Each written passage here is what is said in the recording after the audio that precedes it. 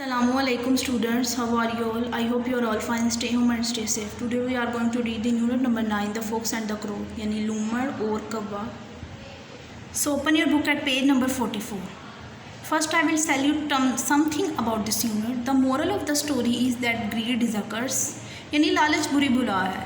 हमारे पास जो भी है हमें उसी का शुक्र होना चाहिए और हमें ज़्यादा के लिए लालच नहीं करना चाहिए. Okay, So let's start reading. One day crow was out searching for food. एक दिन एक कौवा खुराक की तलाश कर रहा था. He was very hungry and there was very little food to be seen. वो बहुत भूखा था और उसे थोड़ी सी भी खुराक नहीं मिल रही थी. No bread, कोई रोटी नहीं. No worms, कोई कीड़े नहीं. No seed, कोई बीज नहीं. No berries, कोई बेरियां नहीं. Crow was just getting ready to return home when he spotted an open window at the back of the house. कौवा घर जाने के लिए मुड़ रहा था जब उसने एक घर की पिछली तरफ एक खुली खिड़की देखी. इनसाइड द विंडो, खिड़की के अंदर ही सा अ लवली प्लेट ऑफ चीज़. उसने पनीर की एक प्लेट देखी. ऑल काइंड्स ऑफ चीज़, जिसमें तमाम किस्म की पनीर थी. क्रो वाज वेरी प्लीज्ड, कौवा बहुत खुश हुआ. I think I could manage a little cheese, मेरा ख्याल है कि मैं थोड़ी सी जो पनीर है वो ले सकता हूँ. ही सेड टू हिमसेल्फ, उसने अपने आप से कहा. I am sure that just one piece will not be waste, मुझे पक्का यकीन है कि मेरे एक टुकड़ा खाने से एक भी टुकड़ा कम नहीं होगा, यानी मेरी थोड़ी सी पनीर खाने से पता नहीं लगेगा. Crow slipped in through the open window and grabbed a nice piece of cheese. कौवा खुली खिड़की से फिसला और उसने पनीर का एक टुकड़ा उठा लिया. He quickly left the cheese in his beak, उसने अपनी चोंच से पनीर को उठाया, जल्दी उठाया. And flew up to a tall branch in a nearby oak tree, और एक नज़दीकी दरख्त की शाख की लंबी टहनी पे बैठ गया. But not too far away was fox, मगर लूमड़ से वो ज़्यादा दूर नहीं था. स्लाई हंग्री फोक्स, चालाक भूखा लूमड़, who was also looking for food, जो खुद भी खुराक की तलाश कर रहा था. ही सा द चीज़, उसने पनीर देखा. एंड रियली वॉन्टेड इट, वो भी उसे चाहता था. Fox came and sat under the tree, लूमड़ आया और दरख्त के नीचे बैठ गया. गुड मॉर्निंग क्रो, सुबह बखैर कौवे. ही सेड, उसने कहा. Hoping that crow would answer back, इस उम्मीद में कि कौवा शायद जवाब देगा. But crow knew that fox wanted the cheese so he did not answer, मगर कौवा जानता था कि लूमड़ भी पनीर चाहता है, इसलिए उसने जवाब नहीं दिया. हाउ इज़ योर फैमिली, तुम्हारा ख़ानदान कैसा है, सेड फोक्स, लूमड़ ने कहा.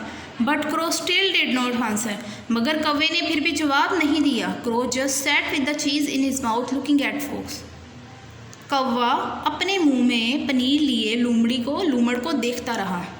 फोक्स सैट अ वाइल, लूमड़ वहाँ बैठा. And then said to crow, और कौवे से कहा.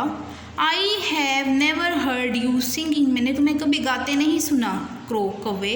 But everyone tells me that you have the sweetest voice of all the birds, मगर हर कोई मुझे कहता है कि तमाम परिंदों में तुम्हारी सबसे मीठी आवाज़ है. Crow was so pleased to hear this good news, कौवा ये खुशी की खबर सुन के बहुत खुश हुआ. He decided to show off his wife, उसने अपनी आवाज़ सुनाने का फ़ैसला किया, यानी उसने उसकी बातों में आ गया, वो लूमड़ की बातों में आ गया.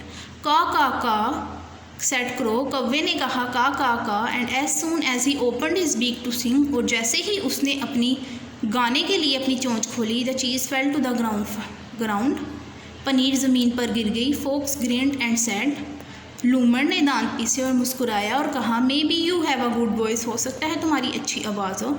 But you are not very clever, मगर तुम इतने होशियार नहीं हो कौवे, इतने चालाक नहीं हो कौवे.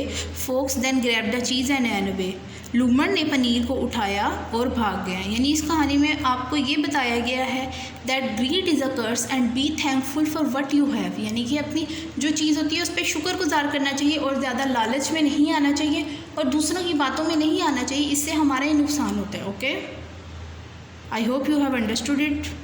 Now we are going to do the words meaning.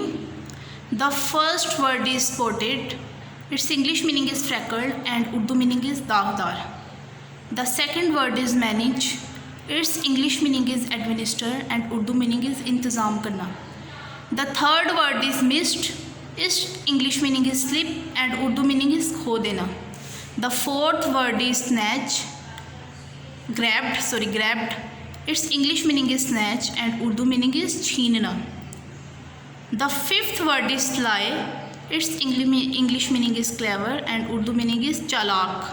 The sixth word is show off, Its English meaning is boastful, and Urdu meaning is shaky bass. The seventh word is grint. Its English meaning is gnash, and Urdu meaning is पीसना. Gnash. मैंने यहाँ spelling ठीक कर दी है. The eighth word is really. Its English meaning is truly, and Urdu meaning is बेशक. Now you have to learn the words meaning and do your work on your assignments register. Hope you have understood it properly. Till then, take care of yourself very much. Allah Hafiz.